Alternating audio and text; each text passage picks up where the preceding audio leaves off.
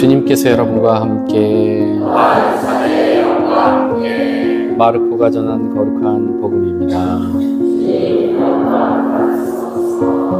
그때 바리사이들이 와서 예수님을 시험하려고 남편이 아내를 버려도 됩니까? 하고 물었다. 예수님께서 그들에게 모세는 너희에게 어떻게 하라고 명령하였느냐 하고 되물으시니 그들이 이혼장을 써주고 아내를 버리는 것을 모세는 허락하였습니다 하고 대답하였다.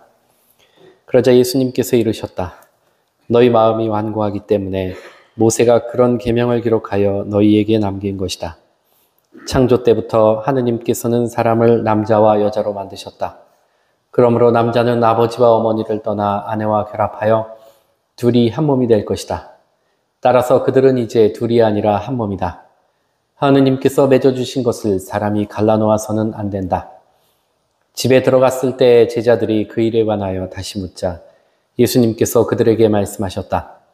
누구든지 아내를 버리고 다른 여자와 혼인하면 그 아내를 두고 간음하는 것이다. 또한 아내가 남편을 버리고 다른 남자와 혼인하여도 간음하는 것이다. 주님의 말씀입니다. 그리스도님 참여합니다. 네, 찬미 예수님. 네, 찬미 예수님, 찬미 예수님. 예, 그래요. 오늘 본당의 날, 본당 생일이죠, 그죠? 예, 저는 주로 이제 생일날, 생일밥 얻어먹으러 이렇게 자주 오는데, 여기. 평상시보다도.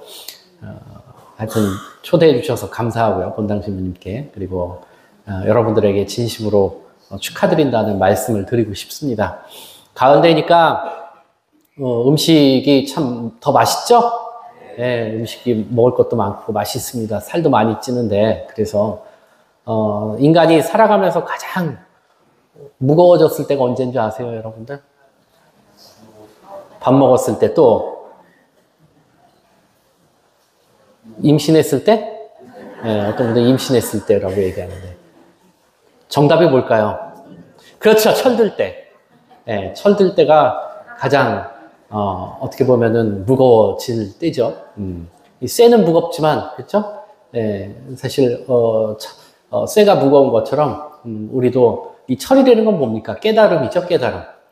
무슨 깨달음일까요? 그 깨달음은. 하느님을 아는 지혜겠죠. 예, 그 깨달음이라는 것은. 그래서 하느님을 아는 지혜가, 우리를 꽉 채웠을 때, 우리는 가장 무거워질 수 있다. 예, 그런 무거움이라면 얼마든지, 무거워지셔도 되겠죠? 이건 건강을 해치는 그런 살이 아니기 때문에 그렇습니다. 인도에 어떤 임금님이 있었는데 임금님이 굉장히 겸손했어요. 그래서 이렇게 보는 신하들한테 먼저 인사하고 백성들한테도 이렇게 인사하고 하니까 보다 못한 신하들이 그게 너무 비기 싫었던 거예요. 자꾸 임금님이 너무 겸손하다 보면은 어떻게 돼요? 체면이 안 쓰고 자기들도 뭔가 다른 사람들 위에 군림하고 뭔가 지배를 해야 되는데 임금님이 너무 수그리고 다니니까 이 신하들 자체도 송구하기도 하고 별로 이게 못마땅했던 거예요. 그래서 임금님이 그렇게 사람들한테 수그리고 다니면은 이 사회의 이 나라의 이 기강과 질서가 어지러워집니다. 그러니까 제발 좀 그러지 좀 마세요라고 이제 신하들이 모여서 간언을 했습니다. 그랬더니만 임금님이 신하들한테 머리뼈 3개를 이렇게 줬는데 하나는 고양이 머리뼈하고 또 하나는 말의 머리뼈, 그 다음에 3번째는 인골, 사람의 머리뼈를 이렇게 주면서 이걸 가서 시장에 가서 팔아오너라 라고 얘기를 했대요. 그래서 이 신하들이 참 의아해 하면서도 임금님이 시키는 거니까 가서 이제 팔기 시작한 거죠. 팔기 시작했더니만 이 고양이 머리뼈를 제일 먼저 어떤 사람이 사갔어요. 왜 그러냐면 고양이 머리뼈를 집에다 걸어놓으면은 쥐들이 못 온다라고 해서 사람들이 그 머리뼈를 사갔고요. 그 다음에 이제 말뼈를 이제 또 어떤 사람이 사가더래요. 물어보니까 말뼈는 왜 사갑니까? 하고 물어보니까 말뼈는 어떤 그 전염병이라든지 악령들이 집안에 못 들어오게 이렇게 걸어놓으면 말뼈를 걸어놓으면은 그런 사악한 그런 악령을 추방하는 효과가 있기 때문에 말뼈를 사간다라고 얘기를 했어요. 결국 사람의 머리뼈는요, 아무도 사가는 사람이 없었다고 하죠. 예. 그래서 이제 임금님한테 이제 그 사람의 인골, 머리뼈를 들고 이렇게 가서 이거는 못 팔았습니다. 라고 얘기하니까 임금님이 빙그레 웃으면서, 그렇죠.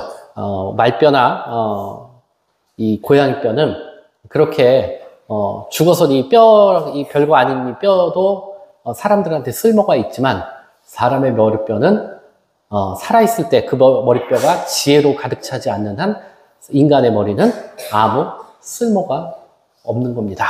없는 것이란다. 뭐 이렇게 반말을 했겠죠. 라고 했대요. 이해가 가시죠? 예, 사람의 머리는 지혜가 있을 때 그 머리가 인간은 참된 가치가 있는 거다라는 그런 교훈입니다. 그럼 그 지혜라는 게 뭘까요? 아까 처음에 서두에 이야기한 것처럼 철든다. 철들 때가 사람의 무게가 가장 나갑니다라고 얘기했을 때처럼 하느님을 아는 지혜가 결국은 철드는 거고, 그 지혜란 바로 뭐 수학을 잘하고 뭐 영어를 잘하고 뭐 문제 해결을 잘하는 그런 지혜가 아니라 하느님을 아는 지혜예요. 자, 그럼 하느님을 아는 지혜는 누구를 통해서 우리가 얻을 수 있을까요? 예수님을 통해서 우리가 알 수 있죠. 예수님을 알게 되면 우리는 하느님을 아는 지혜를 얻게 되는데요. 그럼 예수님의 어떤 부분을 우리는 알 수 있을까요? 우리가 예수님을 보면서 예수님을 닮는다 그러잖아요. 그죠? 예수님을 닮을 때 어떤 점을 닮는다 그랬어요? 세 가지. 뭐예요? 향주 삼덕 아시죠? 향주 삼덕이 뭐예요? 믿음, 소망, 사랑이에요. 그 믿음, 소망, 사랑의 가치를 알면은 그게 뭐예요? 그게 바로 지혜고, 하느님의 지혜고, 바로 그 믿음, 소망, 사랑의 그 가치를 온전하게 살으신 분이 누구예요? 예수님이죠. 그래서 그 예수님을 우리는 닮아야 되고, 그 예수님을 닮았을 때 우리는 지혜를 얻을 수 있다. 그럼 믿음, 소망, 사랑은 뭘까요? 믿음은 뭐예요? 하느님을 경외하는 지혜. 이게 뭐예요? 이게 믿음이에요. 하느님을 경외한다는 것은 뭐예요? 우리는 늘 하느님께 기도를 하죠. 그렇지만 우리 인간적으로 생각할 때 내 기도를 들어주지 않거나 또 인간적으로 생각할 때 저것은 하느님답지 못한 그런 모습이야 라고 우리가 하느님을 판단하고 하느님을 실망할 때가 있죠. 예를 들어서 제가 예전에 94년도에 고베에서 지진이 났을 때 어떤 사람이 그러더라고요, 저한테. 아니, 하느님은 선하신 분이라고 하는데 어떻게 무고한 여자와 어린아이들이 많은 그 희생을 당했는데 하느님이 정말 계시냐? 하느님은 정말 착한 분이냐? 내가 볼 땐 그런 것 같지 않다. 난 하느님을 믿을 수 없다라고 얘기한 적이 있어요. 이건 뭐예요? 본인이 하느님을 판단하고 하느님을 재단하는 거잖아요. 그죠? 재단하고 판단하는 거죠. 이게 뭐예요? 이게 바로 믿음이 결국은 흔들리는 거죠. 그 믿음이라는 것은 뭐예요, 결국? 어떠한 상황에서도 하느님께 감사드리고 하느님을 경외할 수 있어야 된다는 거예요. 경외한다는 건 뭐죠? 내 그릇 안으로 담을 수 없다는 얘기예요. 그렇죠? 그게 바로 하느님을 경외하는 거예요. 이게 바로 믿음이에요. 그 다음에 뭐예요? 소망은 뭐겠어요? 어떤 지혜예요? 하느님을 경외하는 지혜가 믿음이에요. 소망은, 희망은? 나 자신에 대해서 좌절하지 않고 끊임없이 다시 일어설 수 있는 지혜. 루카복음 5장에 보면은 그 제자들이 허탕을 치잖아요. 밤새 물고기를 잡았는데, 그런데 예수님이 나타나서, 목수인 예수님이 나타나서 깊은 데로 가서 그물을 쳐라 라고 얘기하니까 베드로가 어떻게 했습니까? 베드로와 다른 제자들은 다시 한번 예수님이 시키는 대로 가서 그렇게 다시 한번 그물을 쳤다라고 얘기해요. 다시 한번. 자기 자신에 대해서 좌절하지 않는 것. 그 좌절하지 않는 근거는 뭐예요? 하느님이죠. 결국 우리는 왜? 자기 자신에 대한 믿음, 자기 자신에 대한 믿음이 결국 하느님에 대한 믿음인데, 그걸 자기 자신에 대한 믿음을 우리는 소망 혹은 희망이라고 그러거든요. 왜 그러겠어요? 우리는 하느님의 모상이잖아요. 그리고 하느님의 숨에 의해서 각인된 존재가 누구예요? 우리 인간이잖아요. 그러니까 우리 안에 하느님이 계시기 때문에 우리는 어떠한 상황에서도, 어떤 불행하고 고통스러운 상황에서도 좌절해서는 안 된다. 다시 한번 일어설 수 있는 희망을 가져야 된다. 그게 뭐예요? 그게 희망이에요. 희망의 지혜예요. 그게 소망의 지혜. 끝으로 사랑은 뭐예요? 이웃에 대해서 참고 기다려줄 수 있는 지혜. 자, 오늘 복음에서 보면은 예수님이 이혼에 대한 이야기가 나오죠. 우리는 다양한 사람들하고 관계를 맺는데 우리와 가장 가까운 이웃이 누구예요? 부모님이 될 수도 있고 또 배우자가 될 수도 있죠. 나와 다르다고 해서 또 내 마음에 들지 않는다고 해서 나의 감정을 건드린다고 해서 인내하지 못하고 참지 못할 때 우리는 사랑의 애덕, 사랑의 덕 혹은 사랑이라는 하느님의 지혜를 거스르고 또 그것을 외면할 때가 있다는 거예요. 그러면 이혼도 하는 거고 또 배신도 하는 거고 친구하고 또 싸우기도 하고 하는 거예요. 그렇죠? 네, 결국 하느님의 지혜는 우리는 예수님을 통해서 배울 수 있고 그 지혜란 무엇이냐? 그 예수님의 지혜란 뭐예요? 어떤 지혜다? 믿음의 지혜? 크게 다시 첫째 믿음의 지혜, 두 번째 소망의 지혜, 세 번째 사랑의 지혜. 네. 자, 그럼 믿음의 지혜는 뭐라고요? 하느님을 경외하는 것. 그럼 소망의 지혜는 좌절하지 않고 다시 한번 일어서는 것. 사랑의 지혜는 인내하고 기다리는 것. 자, 근데 믿음, 소망, 사랑은 결국 그 뿌리는 뭐예요? 결국은 다 하느님이 계시는 거예요. 네. 나에 대한 내가 좌절하지 않는 것은 내가 바로 하느님의 모상이기 때문에 그런 거고, 사랑의 지혜는 뭐겠어요? 이웃은 뭐예요? 바로 예수님 자신이 우리의 이웃으로 왔잖아요. 결국 여러분들 본당 신부님이 이렇게 찬미 예수님 하면서 옆에 전후좌우로다가 인사를 시키는 이유가 뭐예요? 그런 거 하자고 이야기하는 이유가 뭐예요? 그 전후 좌우에 앉아있는 사람들이 다 뭐예요?